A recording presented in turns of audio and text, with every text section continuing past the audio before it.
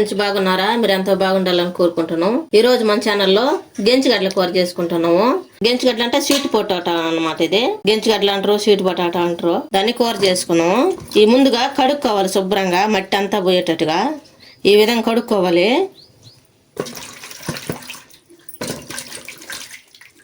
ఇది ఆరోగ్యానికి చాలా మంచిది. ఇదంతా తీసేసుకొని సన్నగా తరిగి పెట్టుకున్నాము. ఈ విధంగా అన్నీ సన్నగా తరిగి పెట్టుకోవాలి. ఒక చక్ర లాగా రావాలి. మీరు ఎలాగైనా దొరుకుకోండి, ఇట్టయితే బాగుంటుందని చెప్తున్నాను. బాగుంటుంది.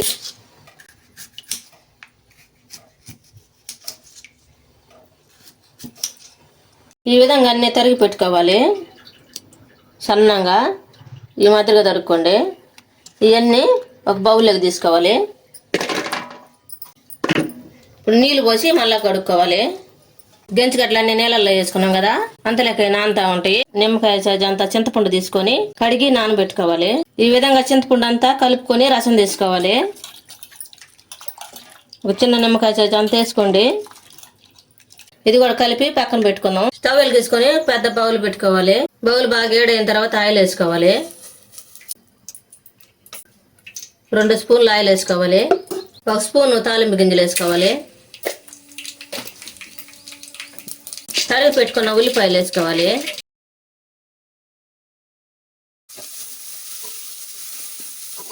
ఈ విధంగా కలుపుకోవాలి. మనం ఎక్కువ యాగబలేదు ఉల్లిపాయలు, కొంచెం ఆయిల్లో వేస్తే చాలు. ఆ తర్వాత ముందుగా కట్ చేసి పెట్టుకున్న టమాటాలు, కరివేపాకు వేసుకోవాలి. ముందు కరివేపాకు వేసాం కదా, అదంతా కలుపుకున్నాము. తర్వాత 2 టమాటాలు సన్నగా తరిగి పెట్టుకుని వేసుకోవాలి.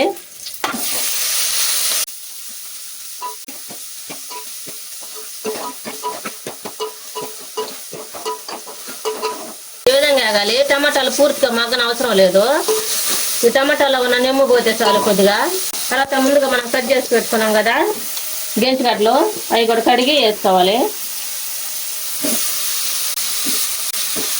ఇవి కూడా కలుపుకోవాలి. అన్నీ కలిపిన తర్వాత ఉప్పు వేసుకోవాలి టేస్ట్కి తగ్గట్టుగా.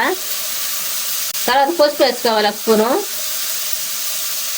మనకి స్పైసీకి తగ్గట్టుగా కారం వేసుకోవాలి. ఇది మొత్తం కలుపుకోవాలి. ముందుగా మనం కలిపి పెట్టుకున్నాం కదా చింతపండు, ఆ రసం పోసుకోవాలి.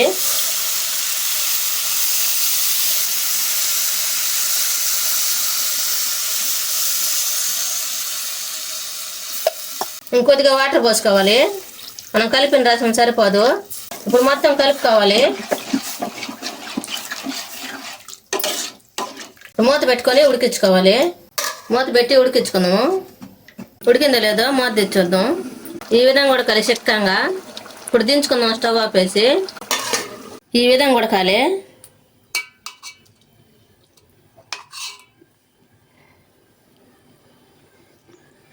ఈ విధంగా ఉడకాలి మెత్తంగా. ఇది అన్నంలోకి, చపాతీలోకి, పూరీలోకి బాగుంటుంది, చాలా బాగుంటుంది. మీ ఈ వీడియో మీకు నచ్చినట్లయితే లైక్, షేర్ చేయండి, సబ్స్క్రైబ్ చేసుకోండి, పక్కన ఉన్న బెల్ నొక్కండి. Thank for watching.